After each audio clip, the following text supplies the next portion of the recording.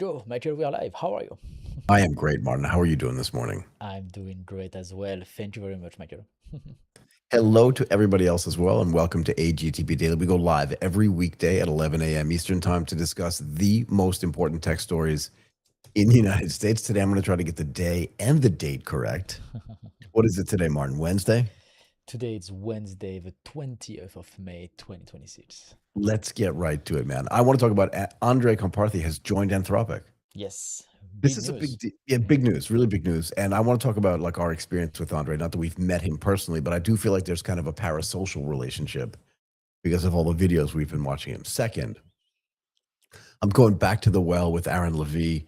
He was commenting on Twitter today, token cost will become a dominant enterprise topic. I don't think he's wrong, but I want to suss this out a little bit and put a little bit more meat on that bone. And then later in the show, we'll be joined by Viral Shah, co-founder and CEO at JuliaHub, to explore some interesting stuff, how an AI-powered scientific computing platform can or will help engineering-driven businesses simulate, optimize, and build complex products faster with greater confidence. As always, Martin, let's talk about Andrej Karpathy joining Anthropic. I think this is really interesting. Let's give a little bit of background on him. That's a great image. I like it. Yes, very I nice like that one a image. lot. Who do I have to pay off to get one of those T-shirts? I like to say. So Karpathy was an OpenAI co-founder. He did research at OpenAI, and he was hired away. You can just see it's so incestuous, Martin. He was hired away by what's that guy's name? What is that guy's name? Oh yeah, Elon Musk. Okay. He was the head of Tesla's Yes. autopilot. Okay. And then when he was bored with that, he was the founder of Eureka Labs. And now, which is why the thumbnail says what it says, he's switching sides. And he's going to Anthropic. But here's the interesting part about this is he's joining their pre-training team. And for people that don't know, or maybe a lot of people don't know this, but the pre-training team, I mean, it makes sense, right? It's the group responsible for large-scale training runs that give all of these LLMs and these frontier labs their base capabilities, in this case for Claude. Okay.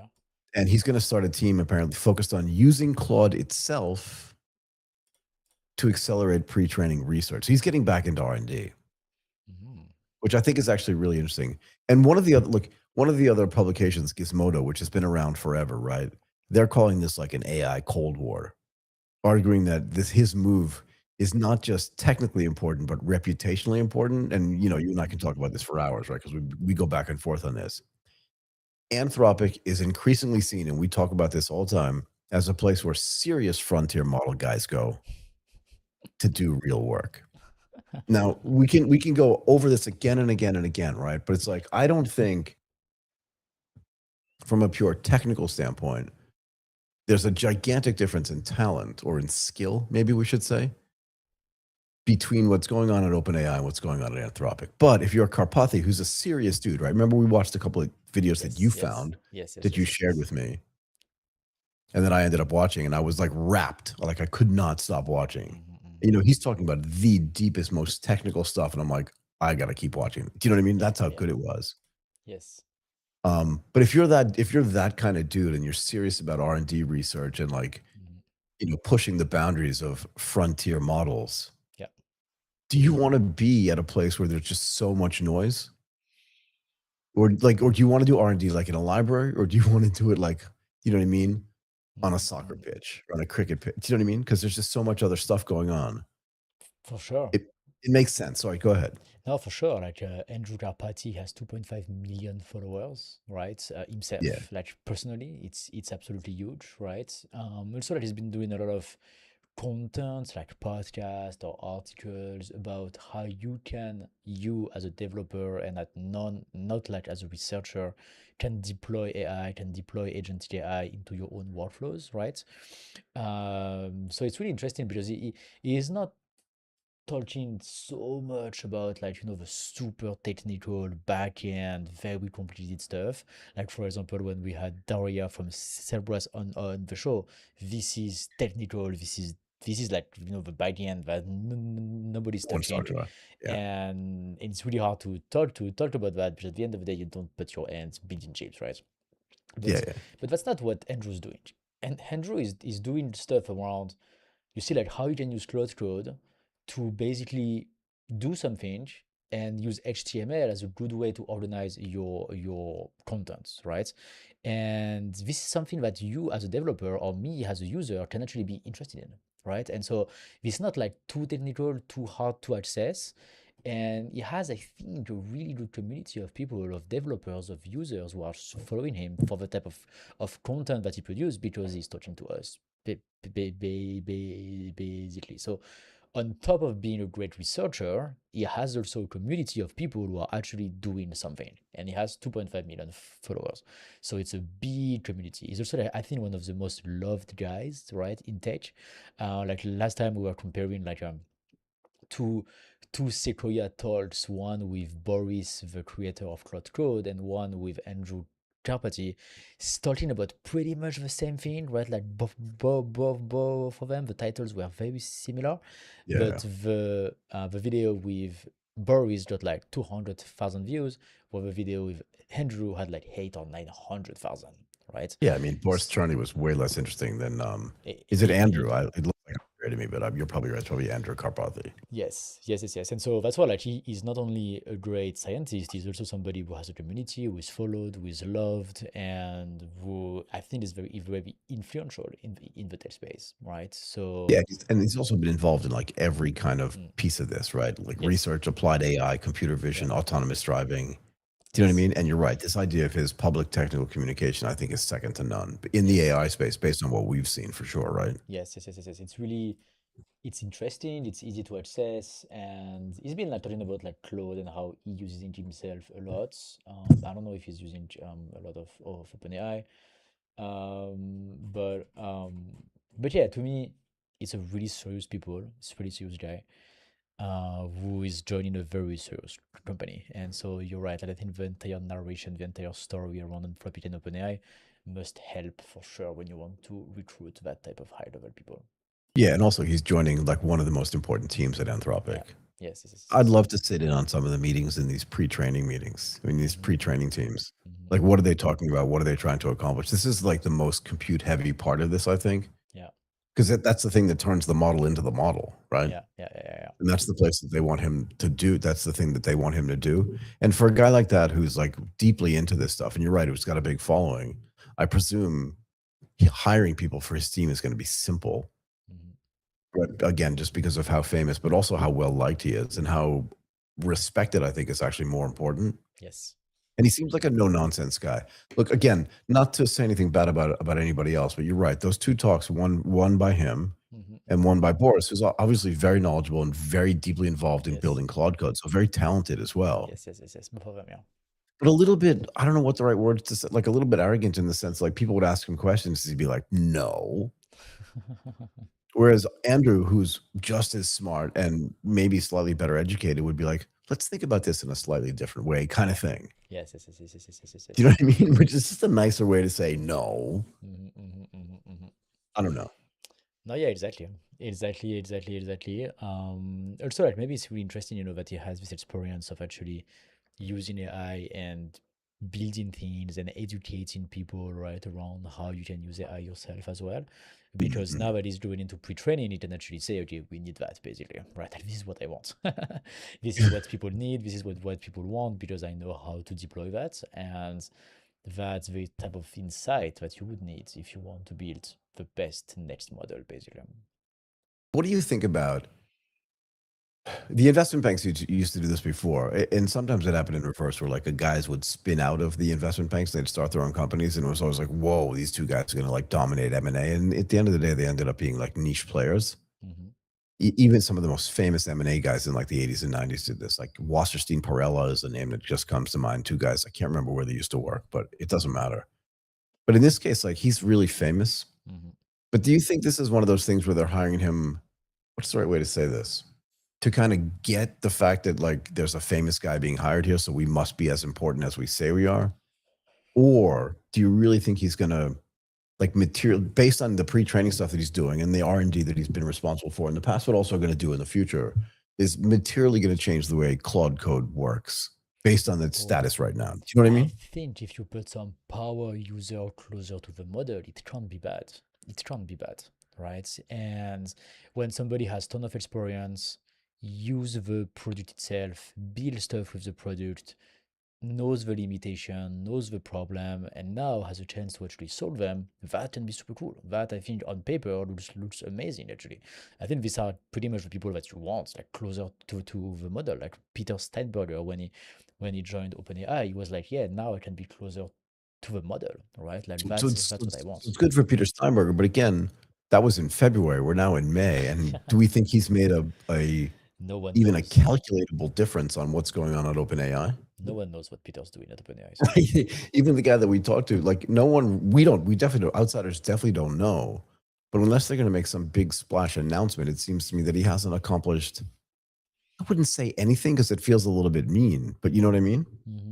Yeah, no, I don't know. I don't know what's going on with Peter, but that was the intent, right? Like that was what he was saying. Like, okay, I'm a power user. I use the models. If I can be closer to the model, I can drive it into a good direction. I think that's the same thing here. I think that's something very similar. But Andrew Karpathy is 10 times larger than Peter Stenberger, like way bigger, right? Like it's like a different league.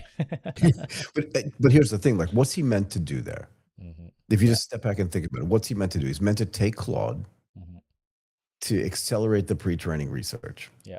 So take a product that already exists, developed by Boris, whatever the guy's name is, Churn, whatever. I can't remember anymore, but I wrote it down. Churney. Anyway, So um, I think go ahead. Boris just wrote on Cloud Code. So just the harness platform, not the model itself. What do you mean?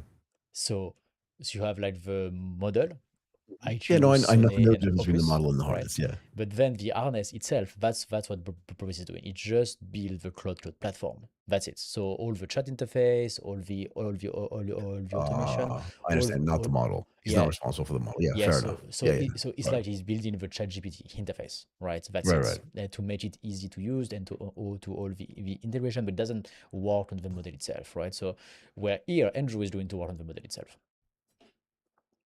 Yeah. So, but this is interesting. So, Mm, but it's also interesting that they're going to use the model to help make the model better, which is something they already, and to do research on the model, yes. right? And also, it's not going to be like this MOE thing, but they do want to curate the data Mm, and they want to change like whether the architecture is the way they want it to be or not. I just think it's going to be super interesting and then also run on some synthetic data workflows, apparently, according to some of the stuff that I was reading. So okay. remember we had that guy on about synthetic data.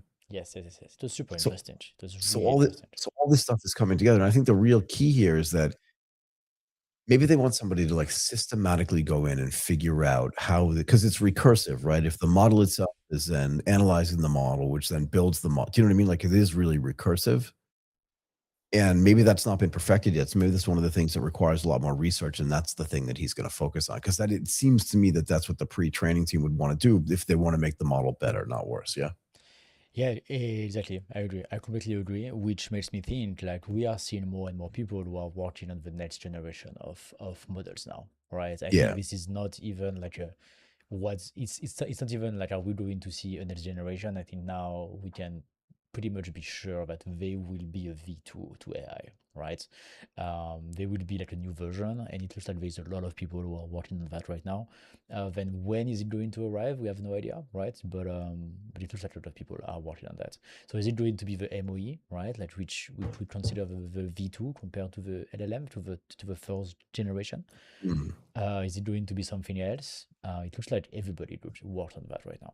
Yeah, but we've been given no indication, sorry, that Anthropic is moving Yeah. away from these frontier models that exist right now, that they're moving away from LLMs. It just seems to me that they're trying to perfect it. Now, we may not know what's going on inside their research labs. And one of the things, again, because OpenAI has invested so much money, and I still cannot pronounce the name of this chip company, right? It's Cerebras.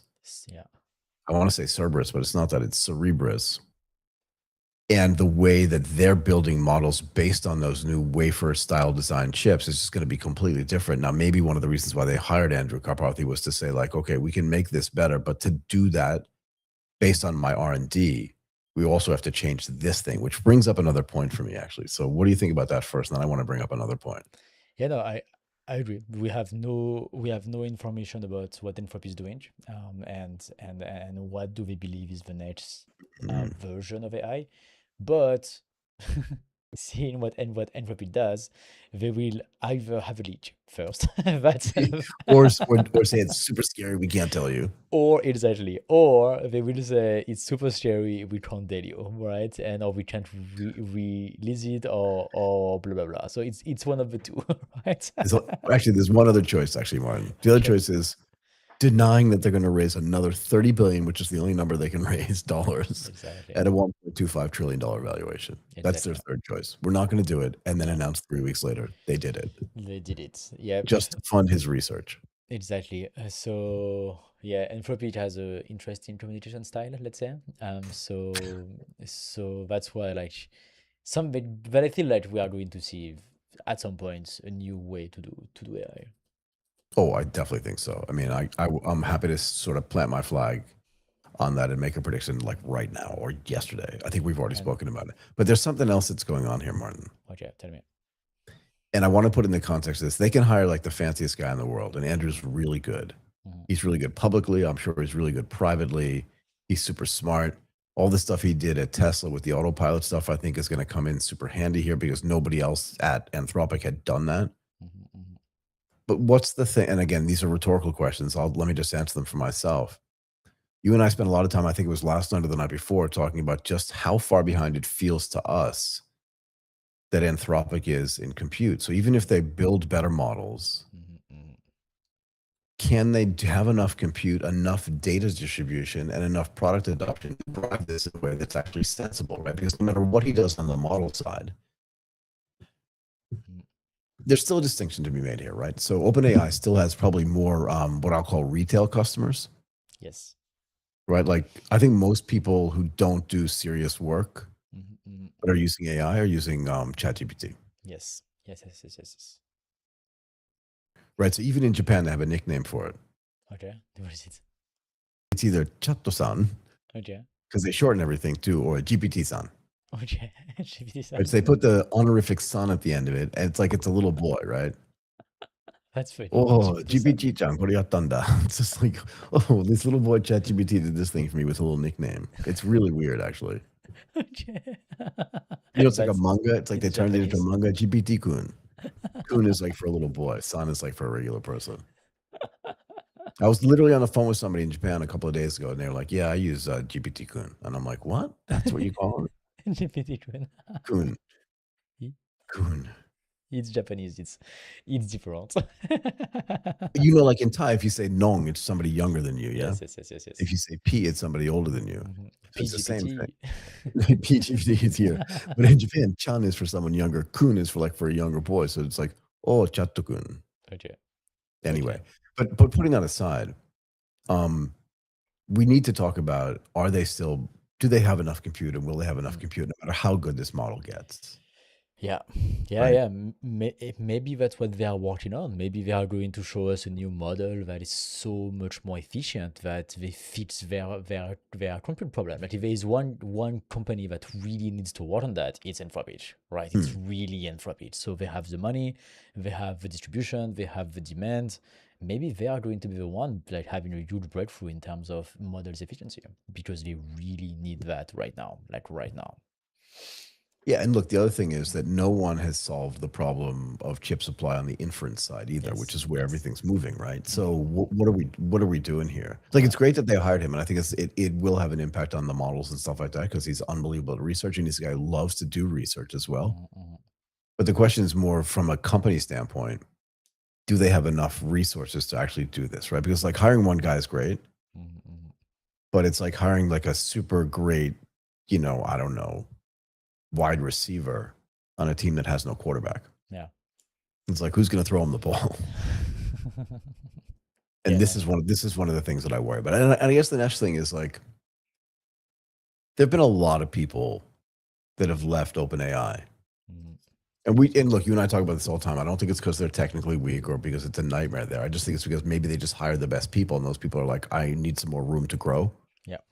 Right. So everybody else that left, I mean, okay, look, the Amadeus left, Mira, Murata left, but they all left to like start their own companies, Yep. not to moan about how crappy OpenAI was. Mhm, mhm, mhm. But what does this mean, you think, for this competition between OpenAI and Anthropic? I think that's very interesting that Andrew was a co-founder of OpenAI, right? And now, Yeah, as you put in the yeah. thumbnail, he's like he switched side, right? I think this is really interesting. I don't know. We need to see what's the output of the work, right? But it's a very high level hire, and at the very least, even if it doesn't help much on the model, because I have no idea what it will be able to do, at the very least, that's a really big influencer that you get into your team, right? A guy that has 2.5 million followers on X, who is really well respected, who always talk about how you can deploy AI into your workflows. People trust that, people follow him for that. And if tomorrow he push Claude, that is a big distribution channel for Anthropic as well Mm, as mm. as the research. And this is like a short-term gain, right? And this is something that they can gain tomorrow. When Claude code or Claude does a new update, you can share that, right? And boom, all of a sudden you have access to a massive audience. And this is like a very short-term gain for me. That is almost guaranteed. So yeah, and then let's see on the research side how you can work with the team. So I have a few thoughts on this as well. Tell me. Look, one of the things we talked about yesterday was that OpenAI has completely lost control of their own narrative. Yes. And what's the narrative right now? I think one of the other significant, and if you lose control of your own narrative, it doesn't just impact the way people perceive your products. It impacts the way your ability to hire the best people.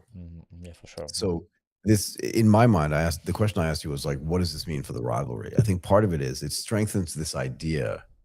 Even in our head, we talk about this all the time. Like in our mind, like Anthropic just seems like the more serious place, the more serious technical place, even though fundamentally it probably isn't, Mhm.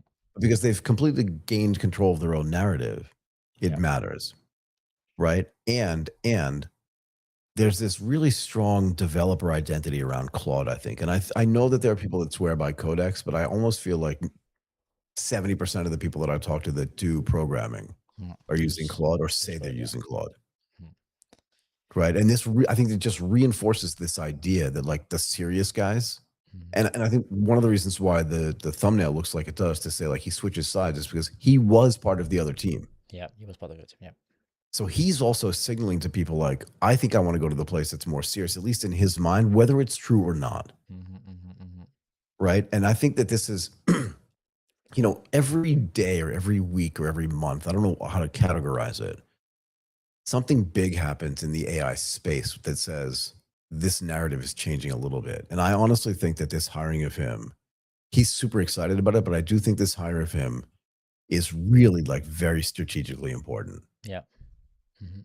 You know what I mean? If nothing else from a signaling standpoint, and That's true. Yeah. because as you said, if we think that the transformer models, right, and the LLMs and these frontier models, the way they are today, is not the end game, and I don't think anybody with a brain thinks that they're the end game. The amount of research and development that's going to have to get done at a serious level is going to drive like, I'm not going to say who wins like the next round, But still. but it's definitely going to drive like who runs faster in the next round. Yes. Definitely. Yeah, no, I And completely agree with you. Yeah, completely sorry, agree go with you. ahead. No, I completely agree with you. That's all I have to say. So that's why I think that this is one of the reasons why I think it matters the most. And look, I saw this tons of times when I was working in the investment banking business. If one guy who was like a really important guy like switched banks, even if he switched to like a second tier bank, Mhm.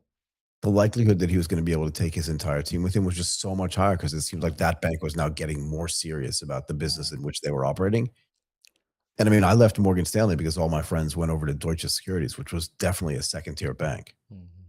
But I only went because 11 other people left, kind of thing. And I was very convinced that the team that was there was going to get the resources that they needed to make that business better. And they did.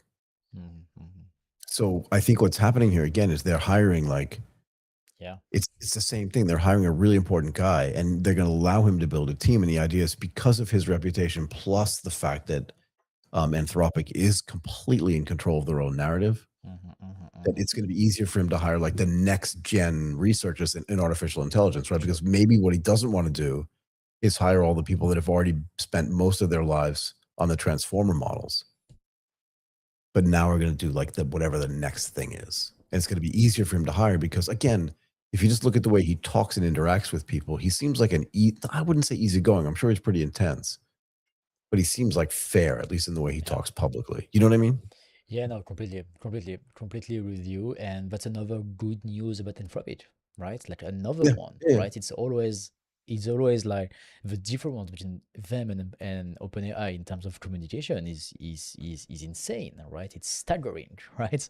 Very Like much like so. on one hand you have Anthropic hire a top tech influencer slash researcher slash Mhm. somebody well known and respected, as you say, that signals strength for the company, that signals a team, that signals to the other developers and researcher, hey, come work with us because we have the best talent, right? So like tons of good signals, right? The headline of yesterday for OpenAI was Musk lost the trial because Right. he filed it too late, Right. right? Right. So Right. which Not means because he was wrong. not because he was wrong, just because he He was attacked late. OpenAI too late. When you compare these two headlines, it's insane, right? And it has been Yeah. like Yeah. this since 2 months now, right? Non-stop, right? So I don't know. OpenAI really need to do something about their communication, right? It's just insane. Like right now, it looks like they are losing so much OpenAI, so much mind share, right? Like or positive intent, right, from the public, and Anthropic is getting all of that, right? And they do a really really good job at that. So yeah.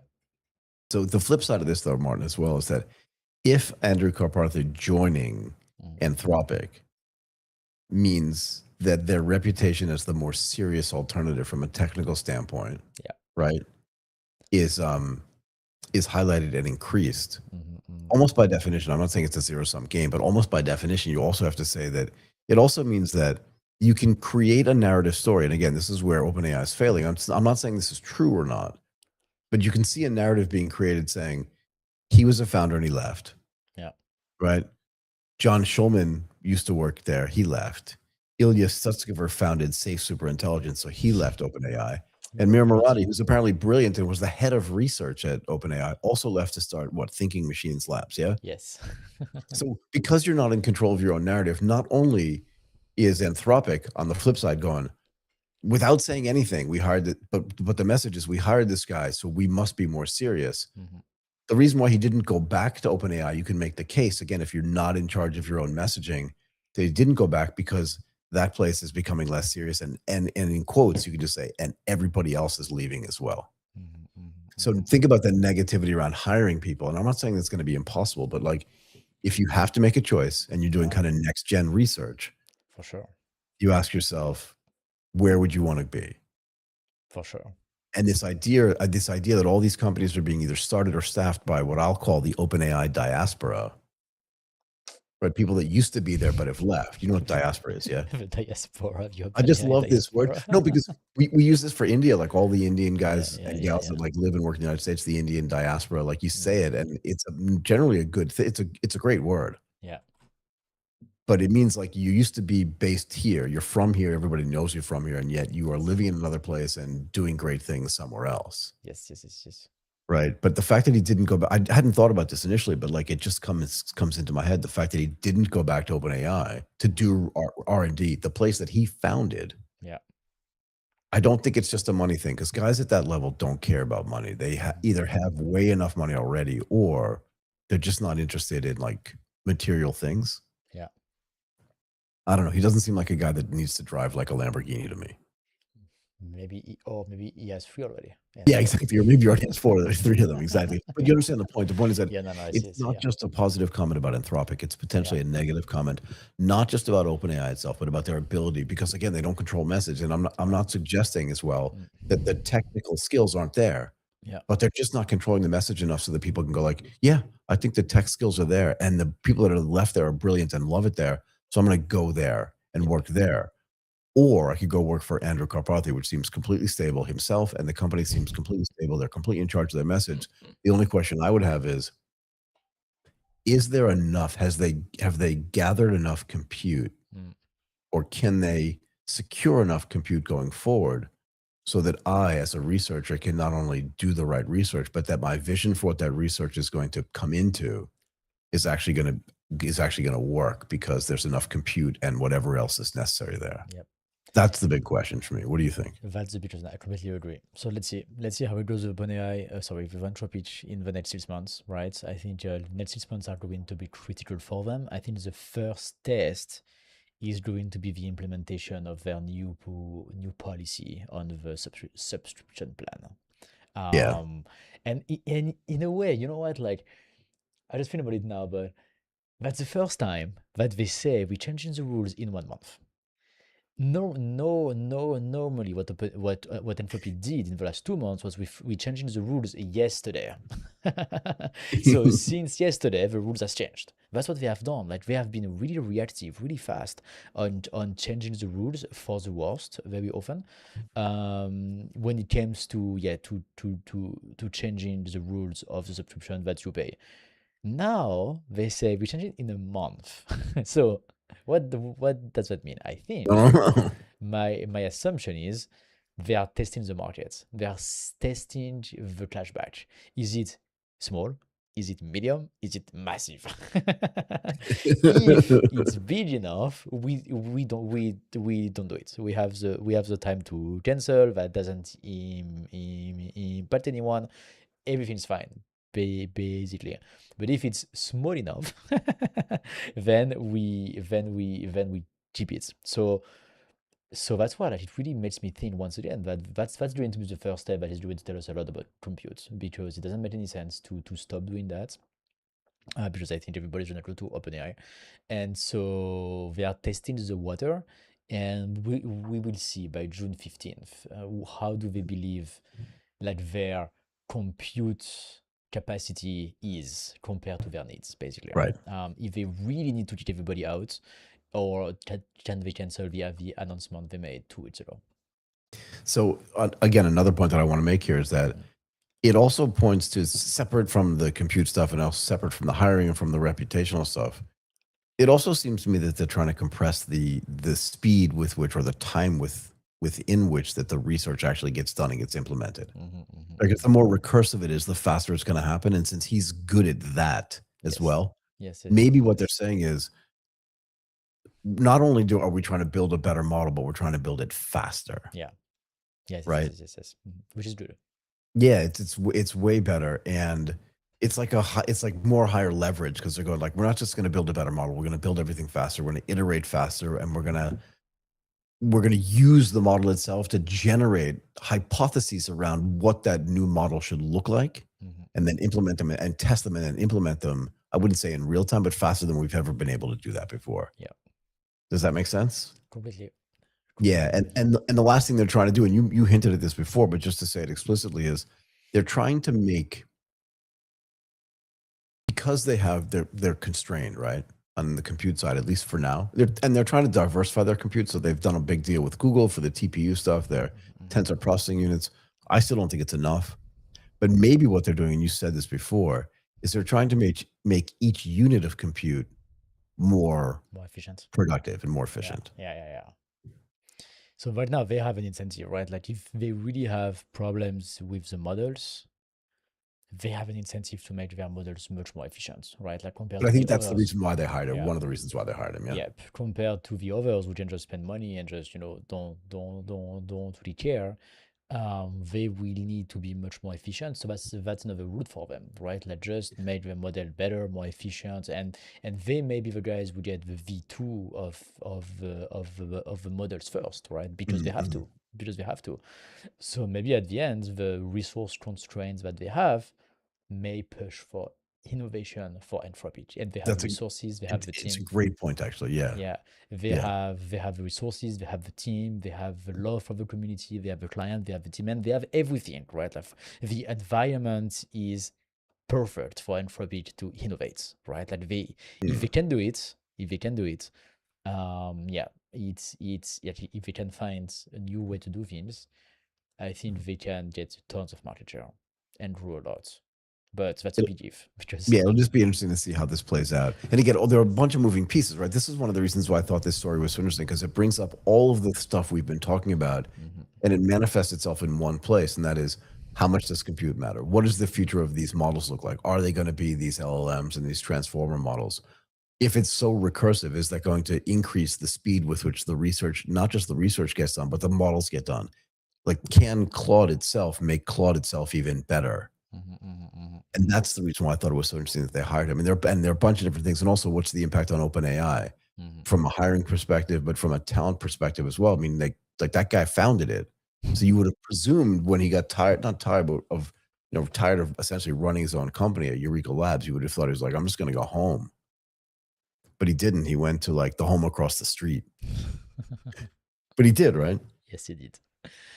Yep. Let's see how it goes, but very interesting hire. Yep. I think so as well. Okay, let's talk about my favorite. I don't know why Aaron Levie ends up being my favorite Twitter personality, because he's so calm. It's not like he's We need Mark Andreessen saying crazy stuff all the time, or like looking like a conehead or whatever it is, right? It's just like he's just like we need to have him one day on the show because just pushing on me. I think maybe he was the guy I invited today to come on the show. okay. But it was somebody super senior. I still have to get Benedict Evans. I want to get Benedict Evans on. Yeah. I want on that. Benedict, if you're listening, and I know you are, we did a whole segment on your 2026, your May report. Yeah. Come on the show and talk about it. AI No one's eats the world. gonna have a better conversation. Yeah, AI eats the world, right? No one's gonna have a better conversation with you on this than we are. I think everybody understands that. Anyway, so one of the things that Aaron Levie says, like, he must be doing, I feel like he's probably working harder today than he was when he founded Box. I think so, yeah. Just my opinion. But again, he's serious, and I feel like I'm a pretty serious guy. I don't know. I love reading his stuff because it's so like it's even keeled. He's not trying to make a gigantic point, and at the end of the day, he's not trying to ask you to buy something. But he's done doing it, which is what we were talking about before in renewable. Were we recording that? Or we did not record that. We did not.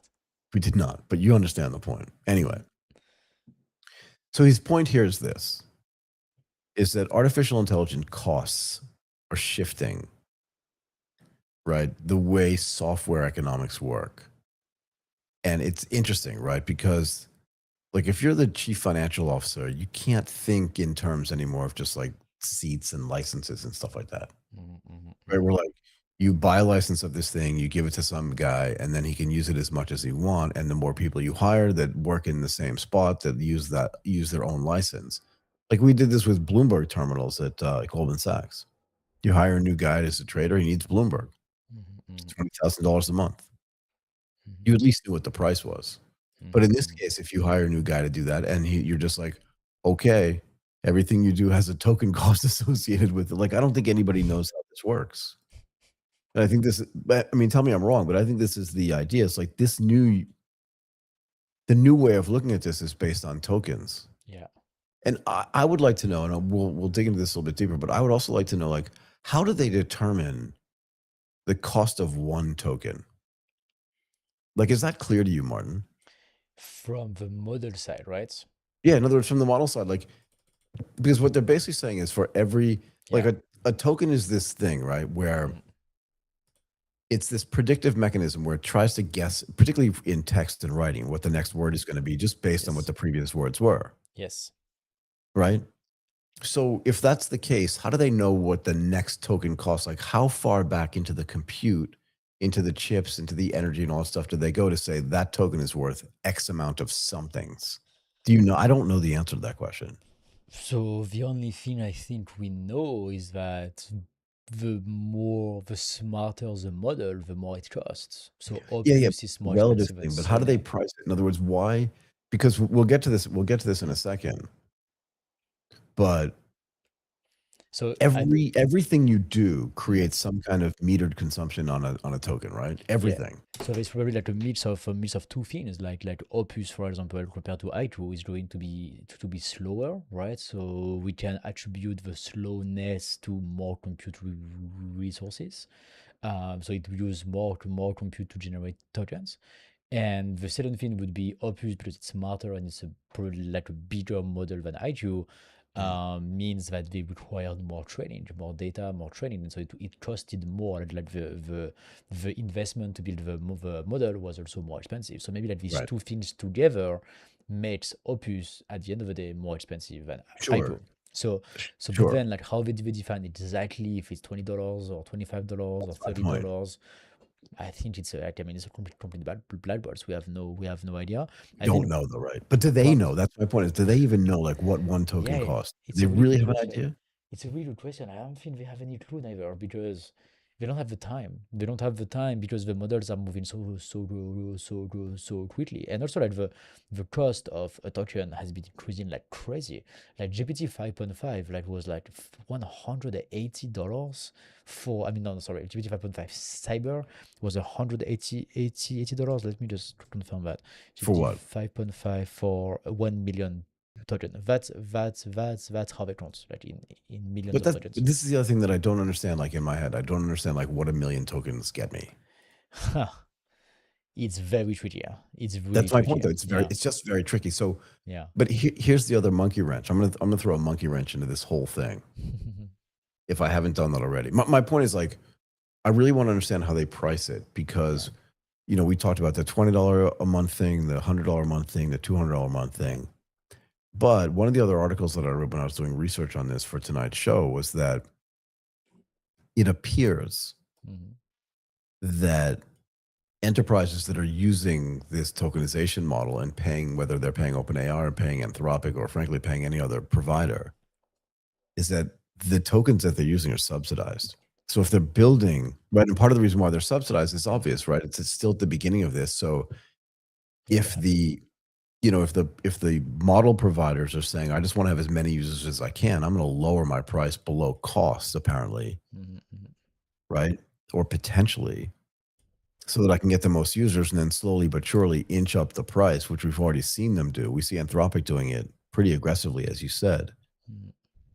So how can, if you are an enterprise using Mhm. agentic AI or any kind of AI that's token based, how can you even um, Yeah, no, it's true. cost it out? You're right. You're right. You're right. Like you're right. Like the real question is, does Anthropic or OpenAI actually knows what the end price is? And maybe the answer is no. Maybe we are still in a price discovery phase, right? Mm. And what I mean by discovery phase is that maybe OpenAI and Anthropic have no clue on like how much it actually costs, right? And also how much the customer is actually willing to pay, right? Because Yeah, you exactly. because you can spend $1 million, but you can probably not spend $1 billion, right? But your Right. needs are going to stay the same. So what's the price, right? Like what's the price that a company like Facebook, for example, are ready to pay on token? It's probably very, really high, but it's not unlimited neither, right? So what is it, right? And And both sides need to know, right? Because if you're an both sides, enterprise yeah, budgeting for the next 6 months, for the next year, you're like, we're going to allocate yeah. $100 million for token costs, Mm. but you don't know because you don't know what the tokens cost and you don't know how long they're going to be subsidized. You don't know anything. And It's plus, really, it feels really opaque to me. so yeah, it is really opaque, but also like there is another part to this problem, which is you really have two stories when a developer can like use all of his budget. The first story is so productive, he did so much that all of his budget is gone. Do you really Right. want to stop that guy? Right? So that's the question. Because if you say to him, you used all of your budget for the year, you have no more job, that obviously sucks, right? Or you go back to being unproductive, as you go back to being less productive. Exactly. Exactly, which obviously makes no sense, right? So that's the first story. The second story is you're not efficient or you're wasting too much tokens on useless things, and you get to use your tokens better, right? So then you can spend less and then you can do more, right? So there's this constant balance, and I don't think today there's a proper framework to know what is like how the tokens are used. That's a complete over black box, Michael. Today, when you launch a Mm, request, that's a good point. you have an answer and you have a cost, and that's it. You have no I mean, way to say, okay, I just want to spend, I don't know, 10,000 to on that max, or you need to do it in this way or that way. If also you make a request, but the LLM doesn't understand exactly what you wanted, get completely crazy, spend 100 million token in one night because you thought it was working and you went to sleep, you wake up with a massive bill of just wrong stuff, right? right. And this is also another black box of like how much I'm going to spend with my day-to-day work. Basically, or if I want to try something, if I want to implement something new, there will be some test and learn, there will be some mistake, there will be some stuff not working. But if I don't do that, then I can't really innovate, I can't really create something new, I can't really make progress, right? So these, like, all of these questions that have no answer basically as of today. Like, really, there is no answer, there is no framework, there is no information, and it's just go with the flow. Like, Anthropic and OpenAI give you a price and deal with that. Yeah, Basically, you just take it. But again, just take it. it's like we don't know, right? So one of these articles was making the presumption that, well, because OpenAI is a loss-making business, then they must be discounting or subsidizing their tokens so much that that's causing the loss. Yeah. That's part of it. I would presume that that's factually true, even if it can't. You know what I mean? It's like, even though I can't prove it, I know it's true, kind of thing. But they're also spending a ton of money on other things that could also drive losses, things that have yet to generate revenue. Yes. So you cannot make this catch-all phrase of just like this catch-all idea of, we know that tokens are too cheap or being subsidized at a large level because they're a loss-making business. Like, those two things may or may not go together directly. Is that fair? No, for sure. I mean, and Amazon is the perfect example, right? Like, the business itself was profitable, but they were a loss-making business because of growth, right? So they could be doing the exact same thing here as well.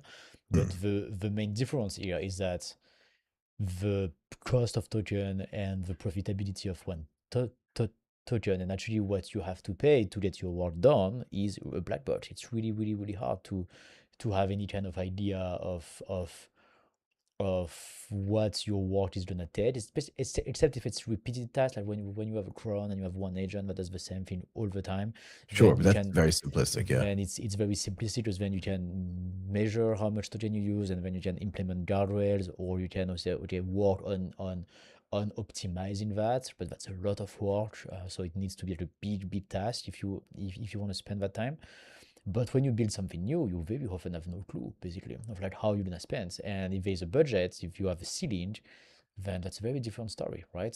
So that's what, like, in a world where companies start putting constraints on token spend, that can we will really need much more clarity of, like, okay, how can I control my spend, basically, which is right today a big black box. No idea. It is. And here's another thing that's actually pretty important. Enterprise usage. Again, this is according to a survey of Deloitte of 550 US companies. Okay. Well, enterprise leaders, not companies per se. Okay. And they found that a lot of companies are already generating more than 10 billion tokens per month. And they expect that to be 100 billion tokens sooner rather than later. Yeah. Just think about the pure size there. And the other thing is that if agentic AI is really a thing, it's going to make it worse. Right? Because when you ask like ChatGPT something, or Chatokun, as they say in Japan, it gives you one answer. Yeah. So you have a kind of a sense of, like, not how much it costs, but like just how much compute is getting used, if that's fair, right? Yeah. But once you have agents doing stuff, they're doing a bunch of stuff. They're planning things. They're looking around. They're using tools. They're checking stuff. They're auditing. They're doing all this stuff. And then we do it again if they don't get the answer they want.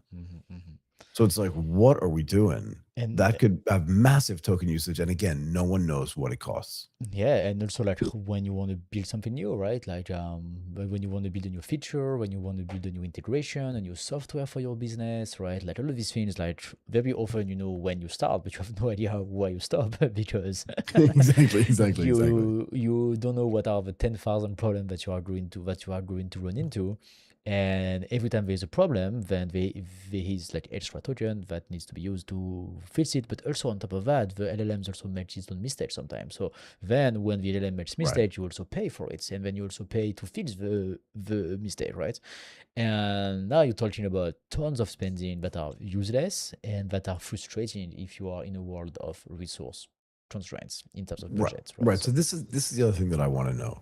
Is there another business model in the tech space where, when you ask a piece of software for a question or for a result or for an outcome, and it gives you the wrong outcome, you still have to pay for it. Do you know what I mean? You can't get some kind of refund. So most softwares operate on a per seat or on a subscription basis with either tiered, like tiered usage. So if you are a small Yeah. user, you pay $20 per month. If you're a medium user, you pay 100 and more, right? So that's how most software works. So that's why the subscription works pretty well, because that's something that we understand, right? And then it puts a limit to how much we spend. And if we use less than that, then we are happy, right? Because we say, okay, like I could do all of my work basically without being constraints. So that's why Right. this subscription, I think, works really, really well. If tomorrow we go to like a full API model and we have to pay for all the mistakes, I don't know. Like really, I don't think there is any other. I mean, maybe in e-commerce, if you pay for the delivery and your product is broken, somehow you have to pay for it, right? So, But I mean, in the old days, but you could get in the insurance old on. But days, here's the other thing yeah. too. You know how you and I always talk about directionality, right? Hmm.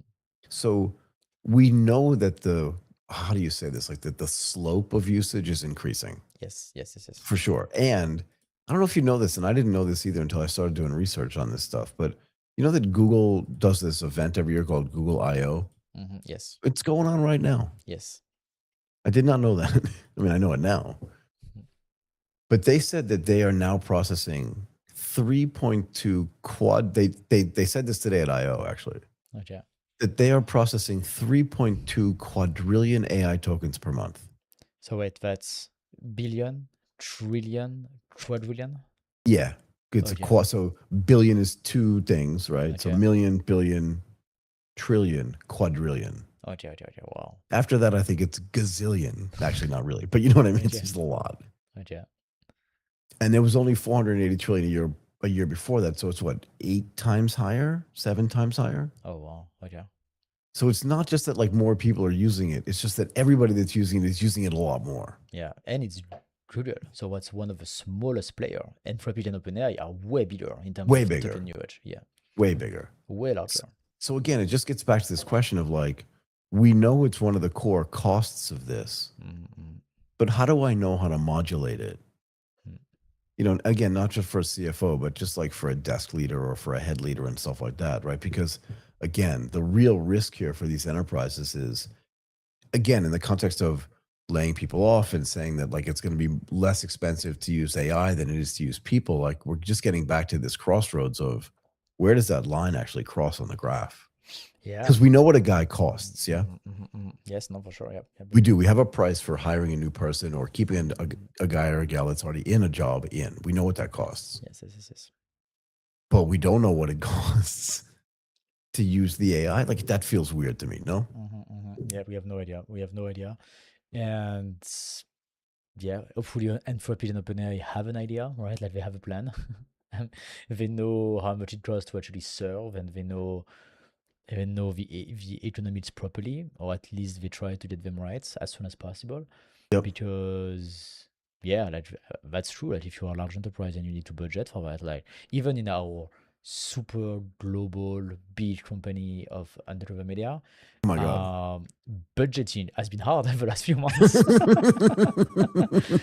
The CFO's been very busy trying to figure this out. How's he doing, by the way? I think the CFO gave up. He was like, you know what? He No did give more up, though. budgeting. No more budgeting. But if the CFO did give up because he doesn't understand how to budget Exactly. for the token costs, Exactly. what do you think it's like at A you know a big company. slightly larger company? There is not that many larger companies, but there is a few. But you know what I mean? Like these Exactly. big enterprises where again the slope of the adoption is going higher. And this gets I don't want to keep mentioning this paradox every day, but this is the Jevons paradox as well, right? Because the costs for producing a token and compute and stuff like that may fall, But while right total now, spend can still go higher because everybody's using everything more. but right now, the cost of models is getting higher and higher and higher. Every new model is more expensive than the previous one right now, and like Right. significantly more expensive, right? So like for example, I have the numbers right now just before my eyes. GPT 5.4 Mhm. costed $15 per million token. GPT 5.5, $30 per Double. 1 million. It's double the price. All of a sudden, boom, double the But is price, that right? so? When you say the price, you mean that's what they're charging for usage? Yes, that's what they charge to output the token. So for Right. every token that is created by GPT 5.5, when there's a million of them, you pay $30 basically. Right. So, but the big question around that, again, just to get back to something we mentioned earlier, is that subsidized? Even at $30 per million. Yep. So it's growing up very quickly. What is the point? If it's subsidized, what is the point where it's not subsidized? So which means OpenAI makes profits, right? Is it at 50? Is it at 40? Is it at 80? Is it at 1,000? Like, what is it? What should it be? Right? That's a real question to ask, because then you can have an idea of what is going to be the cost in a couple of years, right? And then you can budget properly into your company. But yeah, today I think budgeting is almost impossible, because you don't know how much you need to use, and you don't know how much the usage is going to be, and you also don't know if there isn't like a new model or a new thing that just come out in 2 months that is going to be better, faster, stronger, blah blah blah, and now all your team needs to use that, and that's double the cost than the previous thing. So all of your budget is just gone. And if you just say to your team, no, don't use it, we stay to the budget, we keep the old crappy model, then you are going to let your competitor outpace you and take market share from you? Absolutely not, right? So that's why right now, in terms of token spend, everybody needs to be super agile, and otherwise there is no other way. Yeah.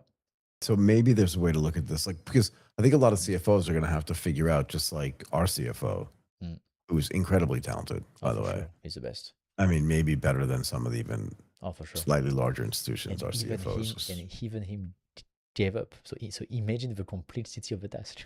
Exactly. Exactly. But maybe the idea is like not to worry so much about cost per million tokens. You still have to worry about cost, but maybe it's like cost per useful output. Yeah, but today the household output can vary. You also need you also like something that we didn't speak about, is that you also need a lot of time for your employee to actually train themselves on the possibility of AI. But can I make another point here? Can I call on me, please? Michael, go ahead. Thank you. I had my hand raised like I'm in class. You make a super good point. Yeah. So if I needed to learn how to use PowerPoint, you can use as much as you want. Salesforce or Oracle or whatever it was. And that cost me $0. Yeah. It cost me $0 to learn. Yeah. Yes, you can do that at I mean, night. the cost was there, but I could do it at night. I could come in on the weekends and just like simulate stuff. But I used to do this all the time when I was at Goldman. I'd come in on the weekends to just like test stuff. Yeah. That's it didn't cost anything. But there's no like test token. Nope.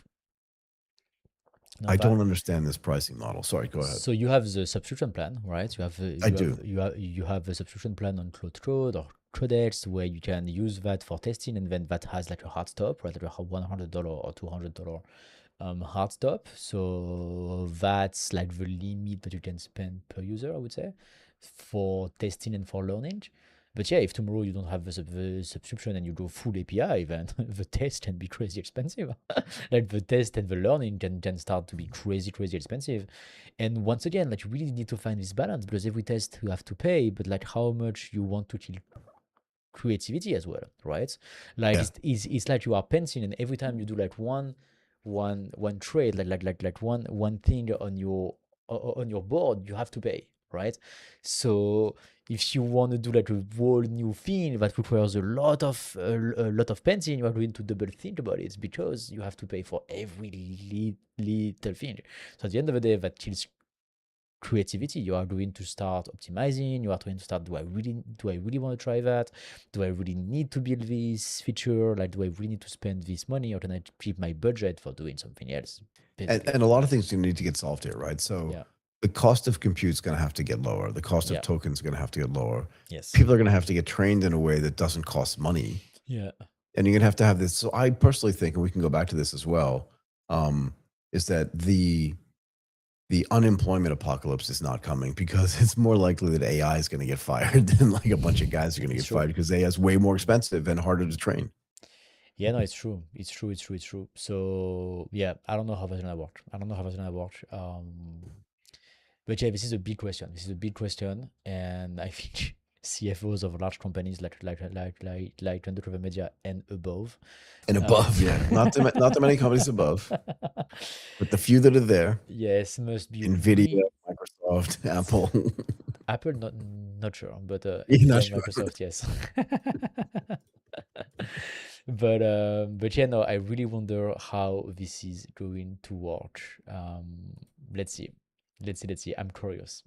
I am super curious too, and again, along with the Jevons paradox here, I Mhm. think even if costs come down, even if they're not as subsidized as we would surmise, it's still going to be the case that the cost of using this stuff is going to go up, and it's probably going to accelerate as well. How are we doing, Martin?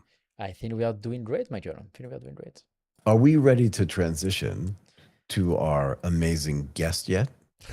I think we are. I think we are. Let's maybe do like a very quick mic and camera check just to make sure everything works before Super. we switch. But yeah. And while you're doing that, I'll say we're going to welcome Viral Shah, co-founder and CEO at JuliaHub, onto the show.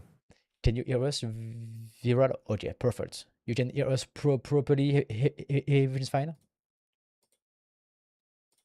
Just fine. Perfect. Welcome to the live then.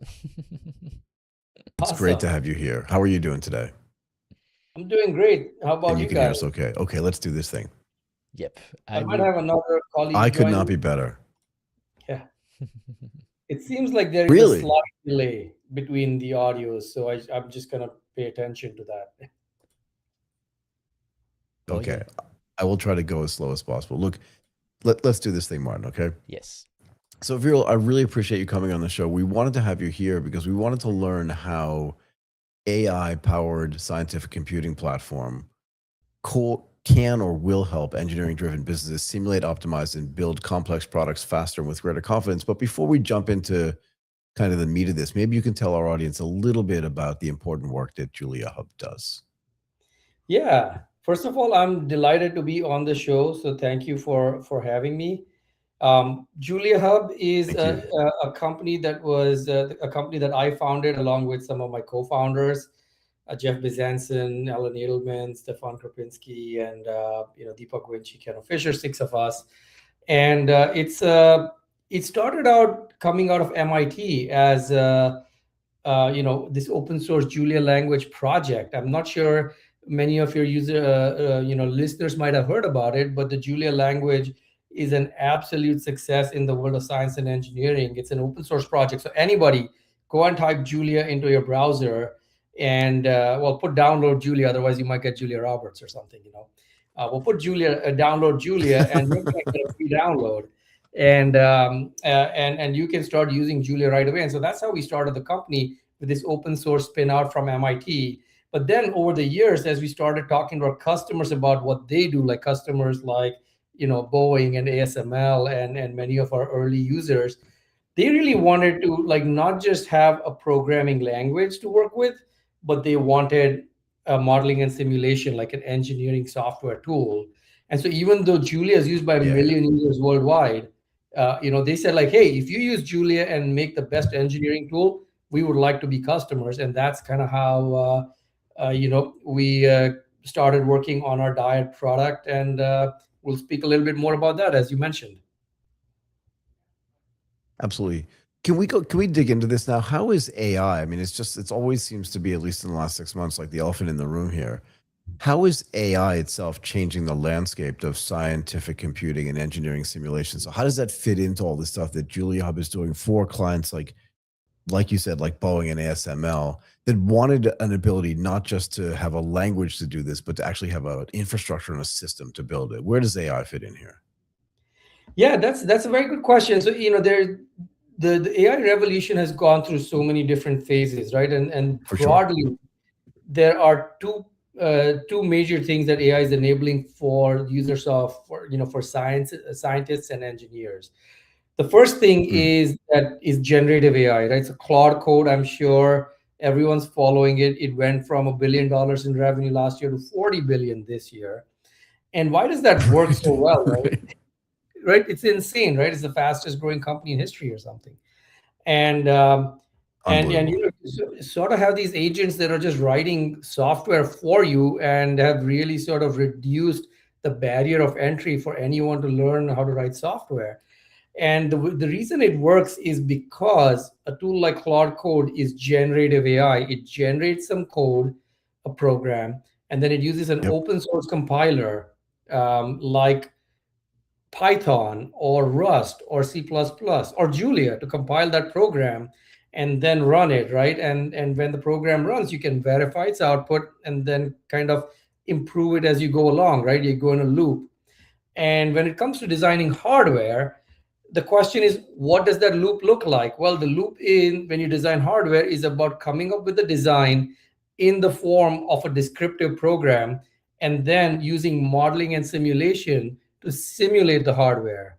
So, if I'm building out, like a braking system for a car, I want to build the model and Right. run the simulation so that it tells me on my computer what the real brakes will do on my car out in the real world. And when you have a modeling platform, you can pair that up with tools like the large language models, the AI generative models, and do that same loop that you can do with software. And this is why AI is going to be so powerful in engineering, that it brings the generative capabilities of software into hardware design. The other So are you part suggesting that, like, sorry, go ahead. No, go ahead. I interrupted you. I was just going to say, since you asked a question around AI in engineering and sciences, so this is one use case, the generative AI. The other I like use it. case is inference, where you can train AI models on lots and lots of high performance solvers, where they take hours and hours to run these solutions and simulations. And you can then train an inference model to learn the results of all these complex calculations and then give you answers really fast. So you can use AI to sort of speed up your computation sometimes by a factor of 1,000, and that can be very, very useful, right? Like, if you're an engineer sitting in front of a computer, and if it's going to take you 1,000 hours to come back with an answer as opposed to 1 hour, like, you'd much rather go ahead and work with the 1 hour version. For sure. For sure. For sure. I like the way you say that casually. You'd much rather do the 1 hour than the 1,000 hours. Was it always, before generative AI, was it hard to, what's the right word, to modernize scientific computing because of the amount of time that it took to do the iterations? Whether Julia was there as a good framework and language to do this, like, was it hard to modernize this before generative AI? So, the world of scientific computing has always, and the world of engineering have always kind of kept up with software, with hardware, with improvements in semiconductor technology, right? And if you go all the way back to the very first computer, right, that was ever built, well, guess what it was built for, right? It was built by the Navy to calculate the trajectories of shells that they fired so that they would land where you wanted them to go, taking into account all the wind patterns and the ballistics and whatnot. The very first computer, right, was actually used for engineering and science, right? And You're talking about not ENIAC, for yeah? Mhm. You're talking about ENIAC? Yeah, ENIAC, yeah. Back in those ENIAC days, right? That's what the Navy used these things for. Fast forward to today, we have all these beautiful graphical user interfaces, rich tools that you can, as an engineer, sit and tweak to your heart's content. And now you're kind of asking, like, is this the right way to do things?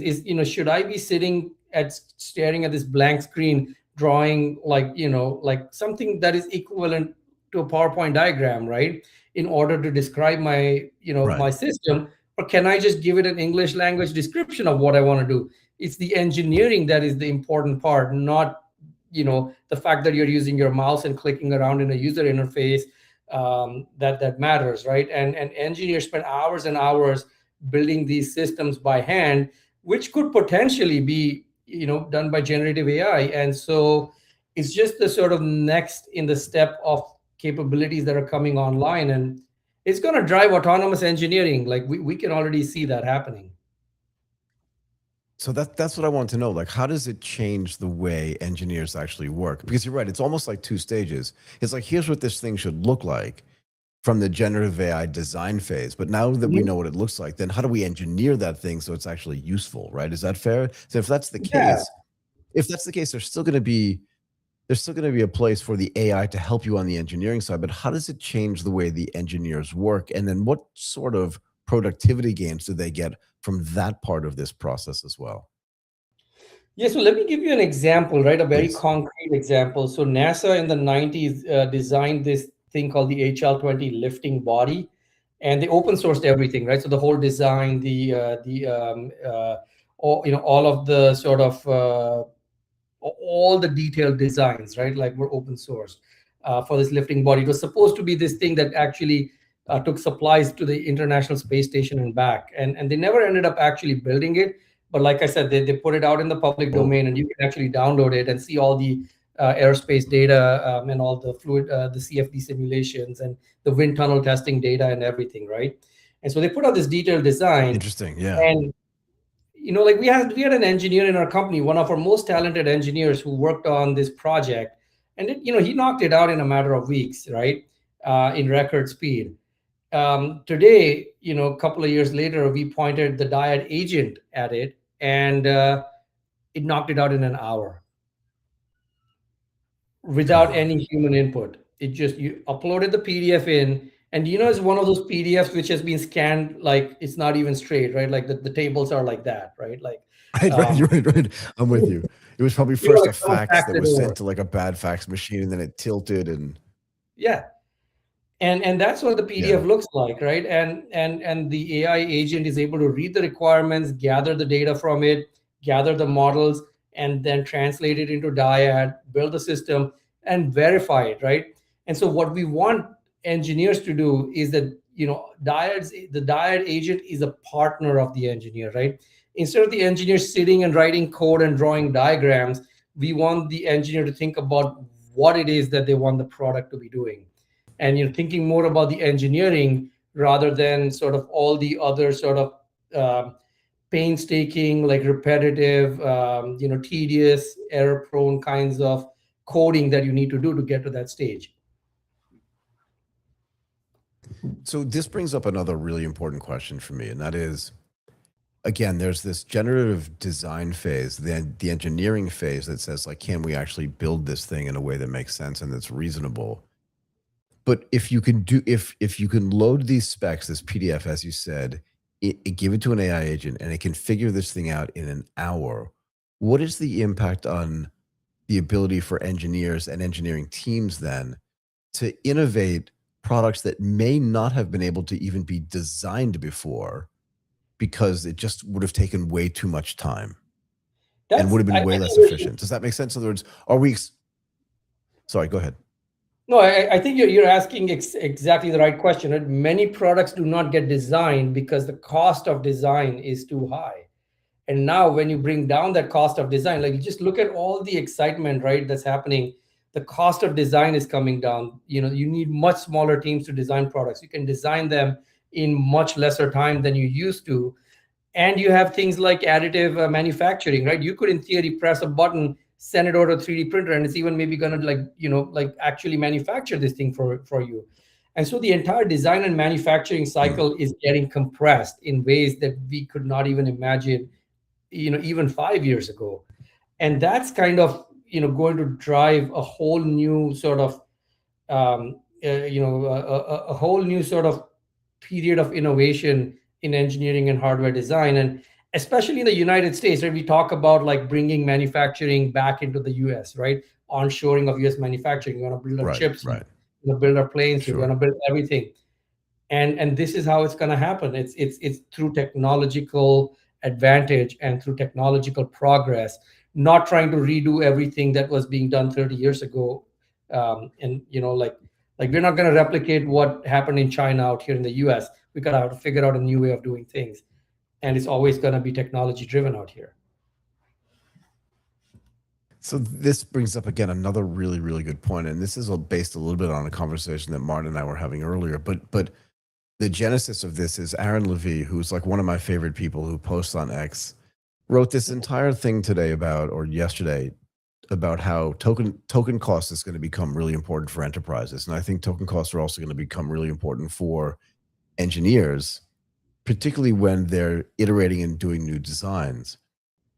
But how comfortable are we that we actually understand what it costs from not token by token, but from a project standpoint, how much it's actually going to cost?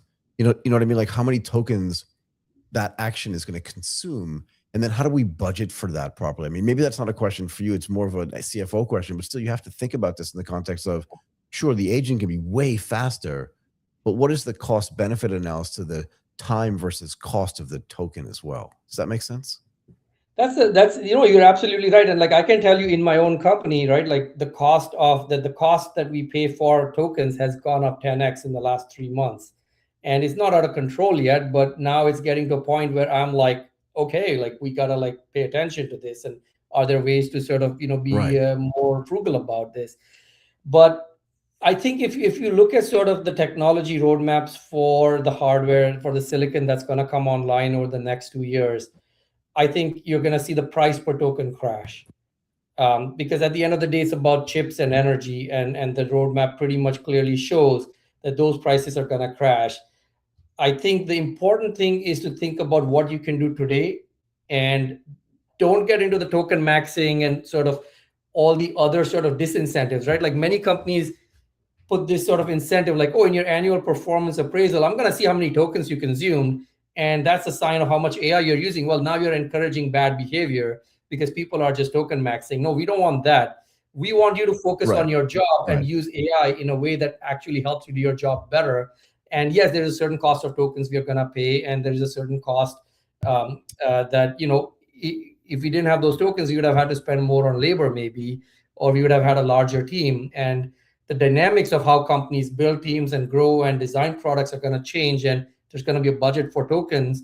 But increasingly, we are seeing that companies are going to look at the labor budget to justify their use of tokens rather than their software budgets. Yeah, I mean, because you can't budget in the same way you used to use software before, because now you have to budget for tokens. And again, if you were using software 6 months ago or even a year ago, you were probably paying for a SaaS seat that you knew what the fixed cost of that was. And now, as you said, you don't know what the cost is. Like the token cost is variable. But I like the way you say this, and I'm curious. To me, like output is more important than token usage. And you're right. Like I don't want to get into this token maxing business because it feels really inefficient and really silly. But you still have to understand like what that cost is. And to me, I feel like that's still a little bit of a black box. And I want to get your comment on this too. You're right. In the history of technology, the more you build it, the more you iterate around it, the cheaper it becomes for sure, whether it's compute or throughput or even the chips. Yeah, I completely believe this and understand that. I've seen multiple tech cycles where that's happened.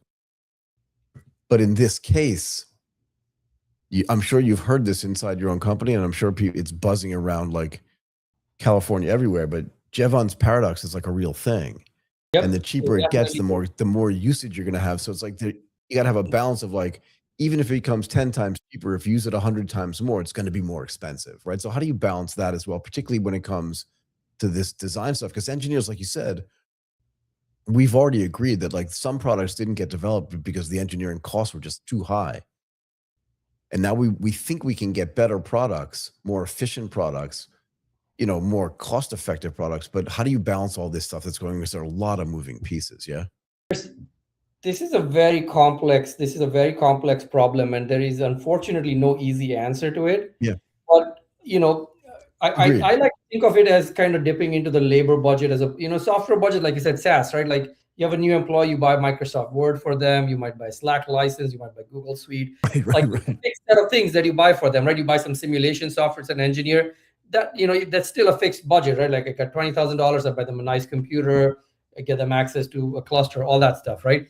But I do see two trends happening here, right? One, like we talked about, the cost of tokens is going down. The other thing is, Anthropic now increasingly sells you plans, right? Because every CFO doesn't want, like all the CFOs are saying, we don't want this unpredictability in the use of our tokens. Just like they said, we don't want unpredictability in our use of the AWS. Right. And so AWS, instead of will tell you like, hey, instead of paying by the hour, if you buy by the year, then I'm gonna, charge you this price, right?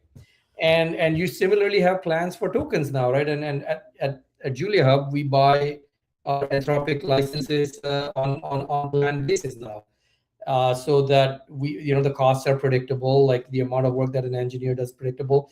We categorize, we classify how much we spend, right, in terms of, hey, this project took this number of tokens to get done, and this was the cost on the AI, and that just kind of helps us form a view on like where those where those decision points are and where the complex surface of decision making is evolving. Right. I'm so glad you brought this up. And you may or may not know the answer to this question, but since you mentioned Anthropic, and you also mentioned, you're right, they went from $1 billion of annualized revenue to 30 billion, and then a month later to 40 billion. So it's like growing really rapidly. I don't know for sure whether they're profitable or not, but do you get the sense in your discussions with them, particularly if you're buying plans that are yearly or semi-annually or whatever it is, that they understand what it costs per token for that? You know what I mean? So that they know what to charge you, because they say if you use one token, it costs us, I'm just going to make up numbers. Yeah, it's going to cost like $1. So we'll charge you $1.20. And you're right, as compute gets cheaper, their margins may get bigger, or they may just lower the prices across the board. But you get a sense that they actually know what it costs them to produce one token so that you can buy it at a price that makes them still profitable. That question is not easy to answer if you're not inside Anthropic. I believe, at least I definitely do not know the answer to, Yeah. there is No, no it's doubt fair. in my mind that they're discounting those tokens. Okay, like especially when you Yeah. buy them directly from Anthropic. The one thing that they did do is for partners, right? Like who have to use the APIs, those tokens became very expensive, and that maybe is representative of the true cost. That if your partner is selling Anthropic tokens, there is a price that you pay, which is far higher than the price you pay if you buy a plan directly from Anthropic as an end user. And perhaps that gap is Exactly. maybe is demonstrating the difference in the two economic values. And Interesting. GPT 5.5, the GPT 5.5 Pro is looking very good. So there is some very stiff competition, and I'm sure Google's not going to be very far behind. So when we look at this as a company, we always want to be model agnostic. We love Claude, we love GPT 5.5. We are waiting anxiously to work with Gemini's new models as they come out. So we want to be sort of, and we also, by the way, the interesting thing is there are a few open source models out there that you can sort of tune and see what the performance of those is. So if finally for our end users, we want to pick the one that gives you the best value, and we want to stay ahead of that curve.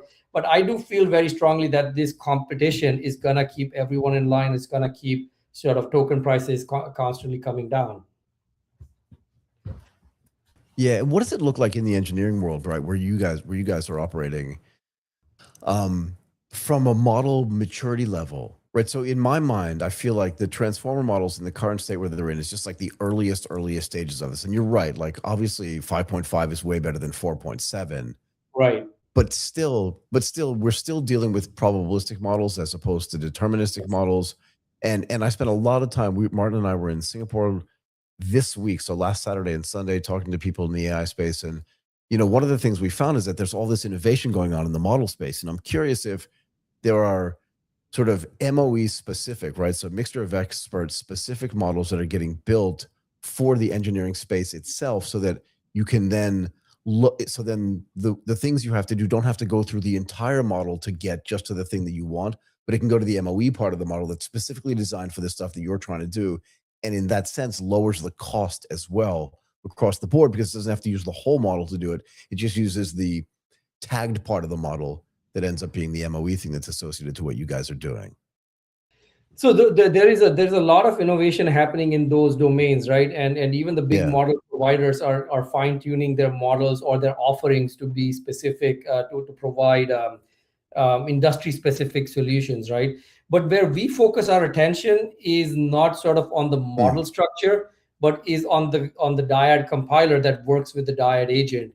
Our view is that the tokens are gonna be commodities, right? Like there will be 2 or 3 big providers; those are gonna win.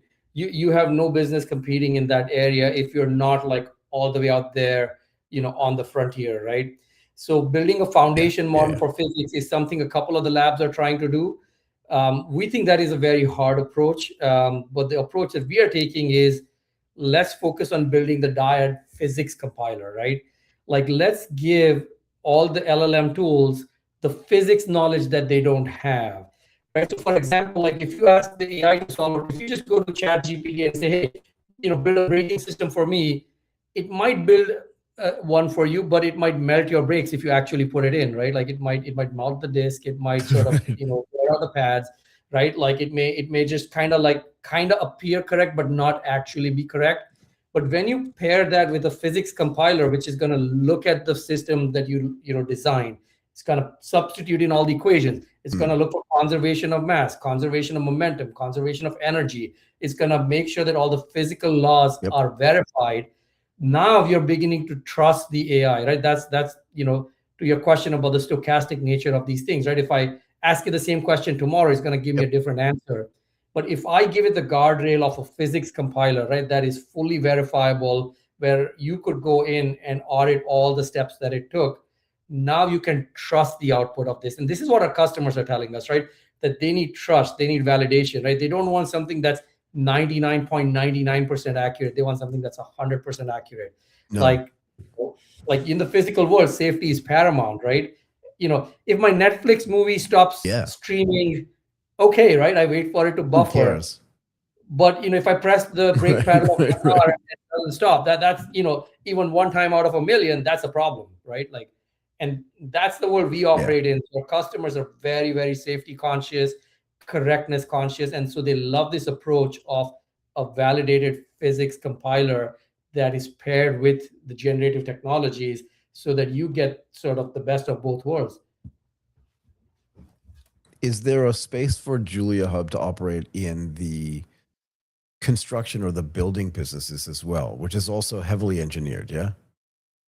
Absolutely. That's a very interesting question you bring up. I mean, usually people, when they talk about engineering, they're thinking of aerospace and defense and automotive, right? But there is so much to be done in the world of building management, for example, building energy management. I'll share a stat with you. Yeah. Please. A majority of the energy consumption of the United States is not vehicles, is not transportation, it's buildings. Like the Department of Energy puts this data out, right? Because we got to heat them, we got to cool them. There are all these systems that are running, like, which side is the sun shining? You got to cool that room, like it gets too hot one place, too cold another place. All of us know this, right? And it turns out that these problems are actually hard. They're not easy. It's easy to put a thermostat, but it's hard to control the temperature. And there is this tremendous opportunity to build out, good point. Right? There's a tremendous opportunity to build out sophisticated building energy management systems, which are based on, we call this field model-based control. So take the physics of the building and your environment and incorporate it into the controller, right? So if the controller understands the physics of your HVAC system, this is the kind of refrigerant I'm using. This is the weather pattern. This is, when the sun rises. This is, everything, right? If you have a model running inside, like imagine a little data center inside your building, right? Like which has a few racks of compute and is running that model, it can now optimize the performance of that building and really sort of change the cost of operating the building. The construction industry has a weird incentive, right? The person who does the manufacturing or who builds does not bear the cost of operation, right? And so they want to build it cheap, but the person who's paying the electricity bill, the gas bill, the water bill, the sewage bill is the one who's like, why did that guy do it that way? And well, the answer is because you want to do it cheap, right? And, right. I mean, so I think there is a tremendous opportunity, and we are actually in the process of striking a couple of partnerships in that space. And this goes beyond just buildings, right? If you think of utilities, energy, wastewater, your water pipes, networks, everything, right? These are areas that are considered sort of, not sexy, right? And but that's where there is a lot of work to be done, and we're right out there with our partners. I think so. I love the fact that you mentioned this statistic that it's not vehicles or airplanes that actually use the most energy. It's actually buildings. And I would submit to you, I think if I have this statistic correct, that for the first time ever, there are more like data centers under construction than there are office buildings. And if that's true, I'm curious. And again, maybe this is out of scope, but just because we're talking about engineering, data centers are highly engineered, like highly engineered. And they also include a bunch of these other components you were talking about, the heating, mostly cooling, but the cooling, the water flow, the energy flow into it, the grid connectivity, the use of energy, all this stuff. Is there a way, again, to combine the stuff that we've been talking about, whether it's the generative AI, the agentic AI, the stuff that JuliaHub does, to make the building of data centers, which clearly are necessary and more necessary today than they have been ever, but to not redesign, but to design them in a way that's way more efficient, discounting for the fact that you're right, that the people that actually build them aren't as concerned about the operation of them, but the operators are very concerned about this. Yes. Absolutely. And it's a crazy rush out there. You know, some of our customers are telling us that people are putting data centers in tents right now, you know, and so you point out that they're heavily Wow. engineered. I think historically they have been very heavily engineered, and going forward they're going to be heavily engineered. But there is this transition time where it's a land grab. Like everyone's just trying to get this capacity up and running, and so people are putting them in tents, and they don't care about the amount of energy that's going into these things to operate them.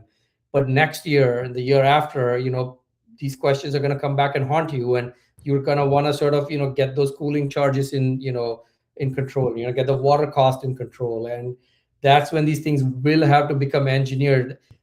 Many of them are putting power generation on site, and like, you know, we have this beautiful grid. Do we really sort of not want to share excess capacity? If a data center, you know, put a solar plant and turbines and has now excess capacity, shouldn't there be a way to share that with you know, the grid? I mean, obviously the answer is yes, a few years out when some of the scarcity goes down.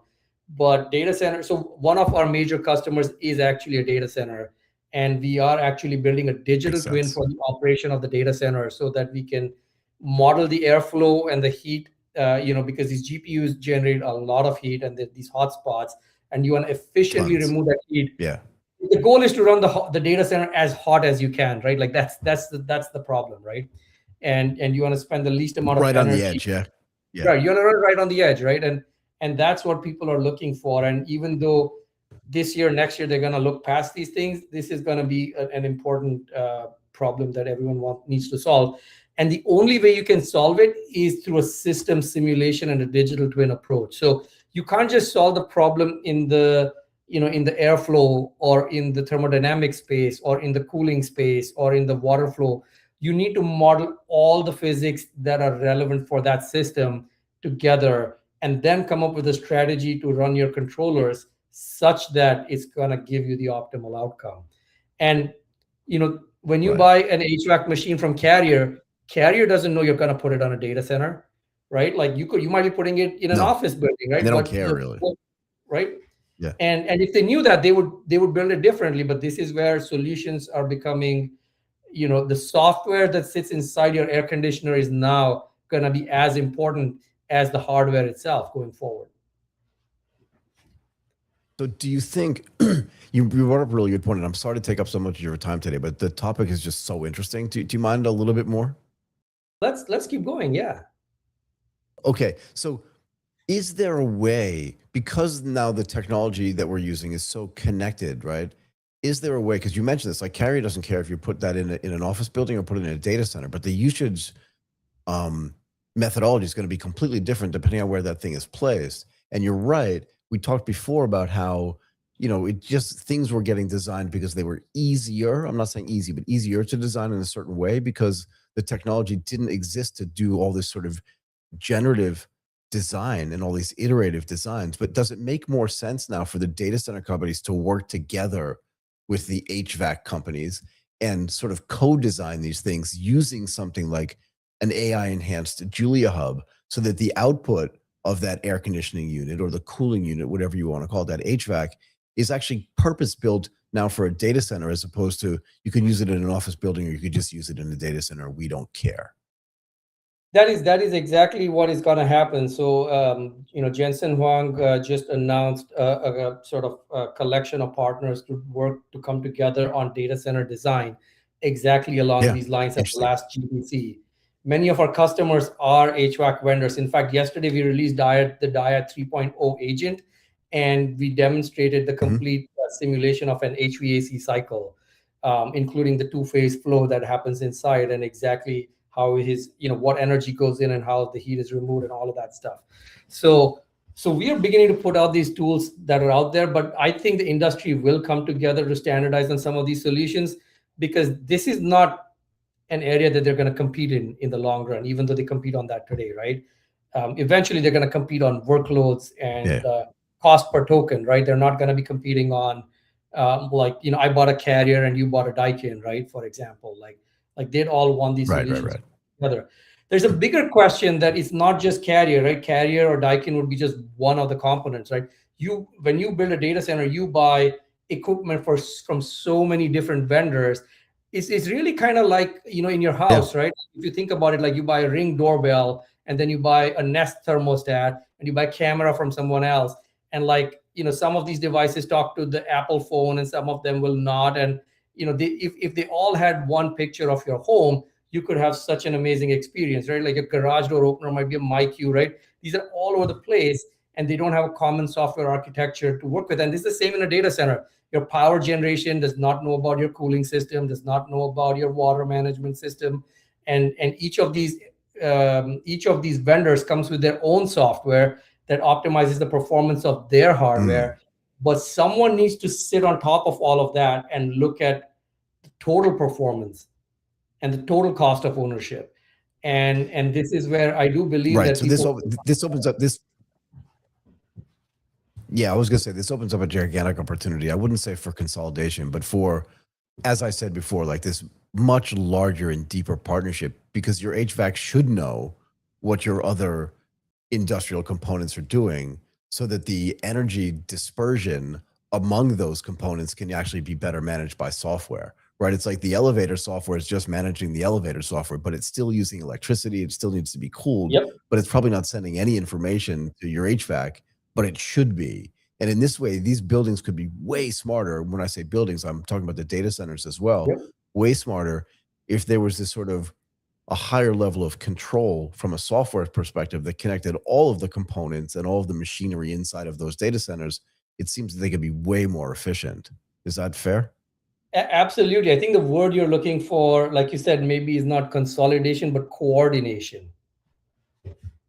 Yeah, exactly. Better word. You want like an operating system for your data center that coordinates across all this hardware. And exactly. It's like you want the Apple approach. You want the Apple approach to data centers. Yeah. Yep. An integrated software and hardware system that completely communicates with each other. So in the same way that your Apple Watch communicates with your iPhone, which communicates with your iPad, which communicates with your Mac Mini in a way that feels like it should be seamless, all of these things inside of a data center should have a shared operating system, as you suggest, that then they can work better together and be more efficient. I want to ask you one more thing before I let you go, because I feel like I could keep you all day, and I don't want to do that because you have a full-time job. Thank you. Do you feel like the stuff that you're doing now, right? And I think that the stuff that Julia has been doing has always been highly complex, but with the introduction of all this AI stuff in it, whether it's generative AI or agentic AI, do you get the sense, or at what level of preparedness or readiness are your sort of industry partners when you introduce new sort of tools for them, that they're ready just to bring it in so that their existing software systems or existing systems can just plug into this stuff in a way that's ready to go? Or are there legacy system problems that they have that says, we love these new tools, but it's hard for us to implement them because our existing stack doesn't allow it in a way that's easy and frictionless? The world of engineering and manufacturing is a slow-moving field, and it works on trust and validation and safety. Yep. And as a result, the folks who are building the core IP, the gems, right? Like the people who sort of are the ones who are sort of building these products. These are the crown jewels that we are interacting with, right? In all these companies. And so they're very careful about being deliberate about the change management. They don't want to just throw something out and bring something in new. And so you have to work on that change management. Like, I'm going to bring AI into this one part of the process. We're going to prove it. We're going to make sure it works. And then we're going to move it from one subsystem to multiple subsystems to a bigger system and to then the system of systems, right? And it's an incremental and a gradual approach. And you have to earn the trust of these customers at the end of the day. Sometimes in Silicon Valley, like, you think about like, oh, that physical world, like all those guys are so slow, and like some of the companies, like Elon Musk's companies, right, like SpaceX and Tesla, have demonstrated how we can actually move faster. But at the end of the day, even those companies are very deliberate about the way their tools are used and about the use of AI into their own products. And so It is the latter. It is the latter. Like, it is slow. You have to kind of fit into the existing things. Not everything has an answer. Not everything can be replaced. Agents come in and help accelerate certain things. They make certain things worse. Like, if you wipe code your hardware, you may not understand what's going on under the hood, and that could be a problem, right? Like, I mean, we're already seeing that with software where for maintenance and stuff like that. Go and destroy like the database, or people don't understand the architecture of the application, and so I think these companies are going to be deliberate in the way they introduce these tools, and that's why they need a partner like us who's well-funded and who understands them and can speak their language, and kind of has one foot in both worlds, right? One foot in Silicon Valley and the tokens world, and one foot in the world of compilers and physics and trust and safety and regulation. There's probably never been a better time to be Julia, I would presume. I would agree with you 100% on that. Okay. I will let you go. Thank you so much for coming and doing this today. We went like double the amount of time that I expected to be with you, but I'm just genuinely interested in the stuff you were doing. Thank you so much for being so generous with your time. I hope you enjoyed this as much as we did. Loved it. And, your listeners would know where to find us at JuliaHub.com. So please do reach out. Thank you. Thank you so much. Okay, that's it for AGTP Daily today. Thank you everybody again for joining us. That was an amazing conversation, actually. Give us a thumbs up on today's video, subscribe to our YouTube channel, and follow us on all of our socials on X, on Instagram, and on LinkedIn. Let us know, as always, in the comments if there's anything else that you want us to comment on. And if you have any questions for us, please let us know that as well. We'll be back again tomorrow at 11 a.m. Eastern Time. My name is Michael Waitz. I want to thank Martin Runford again. Thank our guests as well. Bye for now.